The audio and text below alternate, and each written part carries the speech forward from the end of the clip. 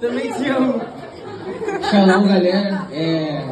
Pelo cargo que foi me dado como porta-voz dos Encontristas Homens, a gente gostaria de agradecer a todos da equipe que deram 100% de si para poder tornar possível o encontro. Foi maravilhoso pra gente, aconteceram coisas maravilhosas na nossa vida, mudaram as nossas vidas. Todo mundo, independente de qual área você esteve, dos ministradores até os verdinhos, todos vocês mudaram a nossa vida, dando todo o seu esforço para tornar o encontro o melhor possível.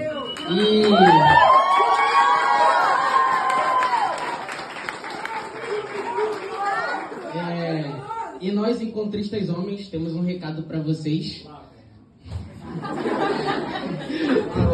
Nós nunca mais seremos